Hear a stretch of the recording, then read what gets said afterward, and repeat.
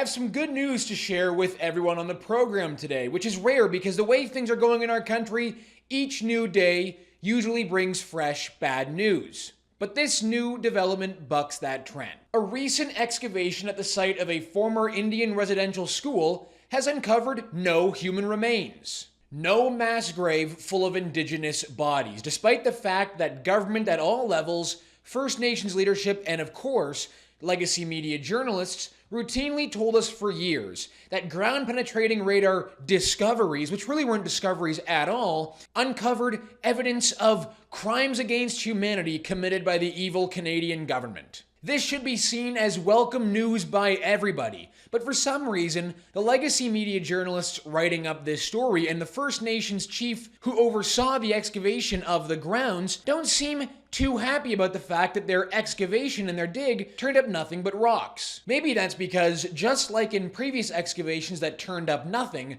the more people dig for truth to find evidence of these crimes against humanity committed by the evil Canadian government, the less of it they find. Don't forget what happened to this country when First Nations, working hand in hand with legacy media propagandists, claimed to have found the remains of children buried in mass graves, despite not having any proof to back it up. Oh, and by the way, the same people that pushed this hoax are now trying to make it illegal for you to deny their baseless claims. They're calling it residential school denialism. And if all of this sounds awfully Marxist to you, that's because it is. Drop a like in the video, help us out by subscribing to the True North YouTube channel, and the comment question for the episode is this. Is this one of the hoaxes of the century? Let me know in the comments, and let's get into it.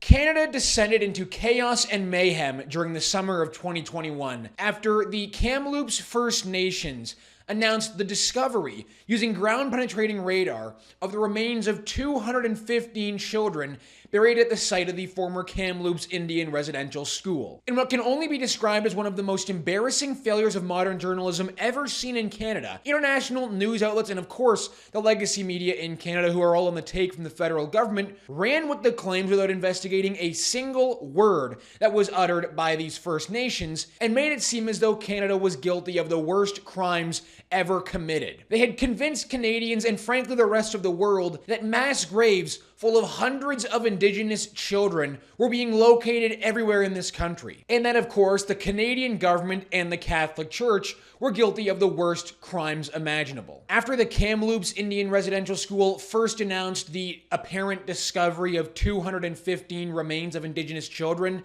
well, sure enough, of course, several First Nations bands across the country announced similar claims. In Saskatchewan, one First Nation claimed to have located the remains of over 700 children. In reality, no First Nation had any proof that any of these remains, in fact, had ever existed. But that didn't stop every single legacy media outlet in Canada and the rest of the world from reporting these claims as if it were fact. There was only one news outlet in Canada that actually pushed back against the claims from the very beginning. That outlet was True North. True North's founder, Candace Malcolm, from the very beginning could smell that something wasn't right here. These First Nations were relying on ground-penetrating radar, which produced findings that look like this. Ground-penetrating radar is not an excavation, it's not proof, and it doesn't dig up evidence. All it finds are disturbances in the ground. But what followed after these claims were made without doing any proper research or any actual excavation was outright absurd. Terror reigned over Christians across the prairies in Canada after these residential school claims were made.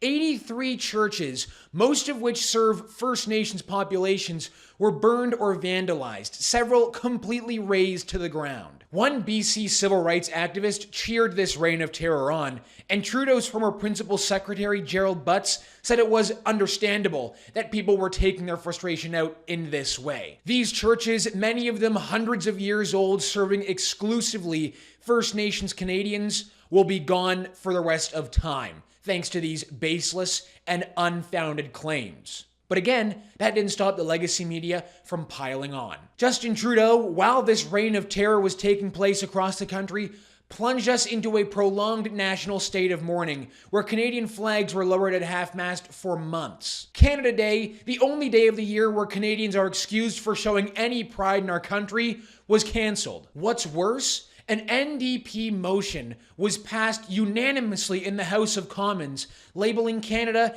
guilty of genocide. Oh, and when I say unanimously, I mean unanimously, because every single Conservative MP approved that motion. Oh, and when Justin Trudeau wasn't busy taking photo ops, kneeling beside a supposed unmarked grave in Saskatchewan with a teddy bear in hand, he created a fake holiday called the National Day for Truth and Reconciliation, in which he took off to go surfing in Tofino. It might as well just be called Canada's Day for Surfing, because once the photo ops were done and once the labeling of Canada as genocidal had taken place, well, all the actual care from the government about dealing with actual problems faced by First Nations weren't that necessary. It was more important to go catch some waves. If you take away all of the absurd political motions labeling Canada genocidal, or you take away the stupid photo ops being done by Canadian leaders, underneath it is something much more sinister and much more concerning. Labeling this country as genocidal without having any proof at all, and saying Canada is guilty of these absurd crimes, is designed to strike at the very foundation of this country. It's designed to cast doubt on the existence, the right to existence of this country. Because what is good news to you and me is not seen as good news to people who want to rewrite the history of this country. After all, I think it's wonderful that the remains of Indigenous children were not found in a recent excavation. But take a look at this CBC article announcing the results over the weekend. No evidence of human remains found beneath church at Pine Creek Residential School site. No evidence of human remains have been found during the excavation of a Catholic church basement on the site of a former Manitoba residential school. 14 anomalies were detected using ground-penetrating radar in the basement of the church on the site of the former Pine Creek residential school last year. Survivors had spoken about the horror stories in the basement. Spiritual advisors led in a pipe ceremony when the search began, and a sacred fire was lit nearby to ensure elders, survivors, and intergenerational survivors felt supported. Nepinak, the chief, said that the search should be an example of how to use an Indigenous-led approach that respects survivors. Nepinak said that he is aware the results will feed into a denialist narrative of what happened at residential schools and urged people to continue supporting the search for truth. The results of our excavation under the church should not be deemed as conclusive of other ongoing searches and efforts to identify reflections from other community processes, including other ground-penetrating radar initiatives. Listen to what the chief himself had to say after announcing the findings, or lack thereof, in a recent video. You tell me if you think that this man is happy to announce that there are no remains found at this location. After all, in my opinion, this would be great news, but you tell me in the comments how you think this guy feels. The results of the excavation take nothing away from the difficult truths experienced by our families who attended the residential school in Pine Creek. We know from our observations of the public at large that our work will feed into a denialist narrative of what happened to our families in residential school. The results of our excavation under the church should not be deemed as conclusive of other ongoing searches and efforts to identify reflections from other community processes, including other GPR initiatives. The true history is taking shape incrementally, and we recognize that this excavation is but a small piece of a much larger truth. The results in Pine Creek are not a means to deny the truths of those who survived the residential school experience and those who did not. You would be hard-pressed to find a more apparent example of the great divide between Anishinaabe community values and priorities and whatever the values might be of colonizer governments that purport to hold up the highest values of Manitoba citizens. This does not mark the end of our truth-finding project. We will continue to engage in community engagement, and we will find a pathway forward that further helps us arrive at the truths of our history. This is in no means conclusive of our work to find the truth of the history of our residential school here in Pine Creek. There's no such thing as our truth. There's only the truth. You don't get to determine what the truth is. It just is what it is. You can't shape it to fit your narrative. And you certainly can't shape it to try and deem everybody else as evil or guilty of crimes that maybe, as it appears, they haven't actually committed. Take a look at some of these comments on Twitter underneath the National Post tweet of this story.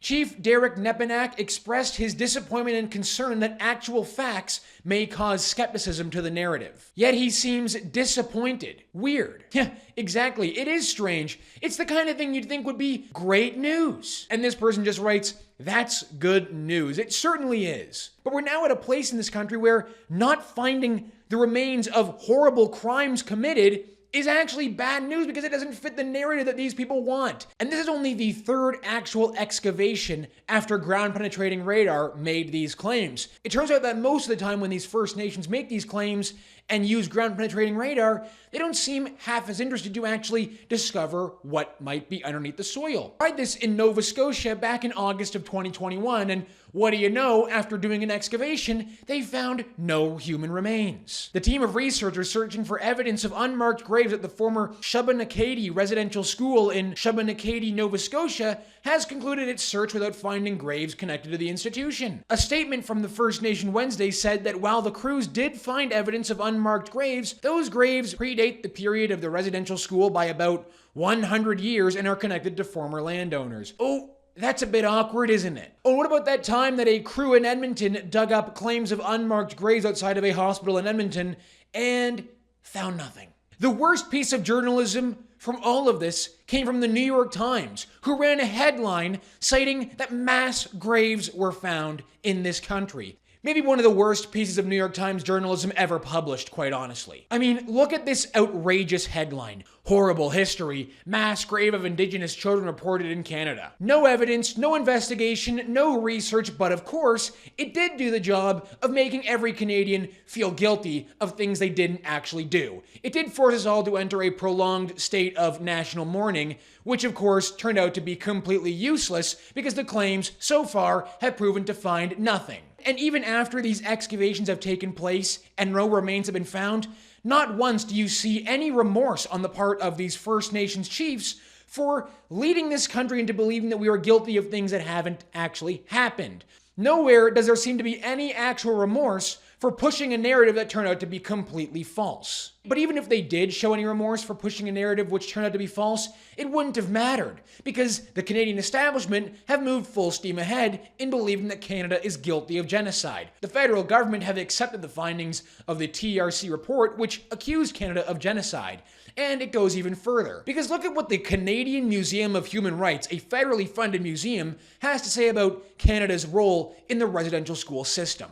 "We can't talk about reconciliation unless we are grounded in truth. Truth comes first. We believe that the Indian residential school system was genocide. We also believe that the policies and practices of colonization from which the residential school system flowed were genocide. And we state this clearly and unequivocally in our exhibition Rites of Passage. And like we've talked about in a previous episode on this topic, Canada's government-appointed independent special interlocutor on unmarked graves, in her final report, wants to make so-called residential school denialism a crime in this country. That's right, so even though we know that these claims of unmarked graves using ground-penetrating radar have turned up nothing but rocks, this person, Kimberly Murray, wants to make it illegal for any Canadian to deny that genocide took place at residential schools.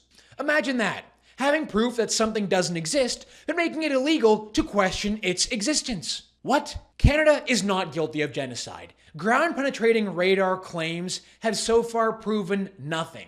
So it's irresponsible for a government official, a First Nations chief, and even more so perhaps, a legacy media journalist or a journalist for any publication of that matter, to make ground-penetrating radar claims sound official when they're not. Federal politicians, however, at all levels just decided that, you know what, putting up a fight for the truth and actually defending the historical accuracy and the record of this country was too much. They'd rather just vote for a motion that deems Canada to be genocidal, including even the Conservatives.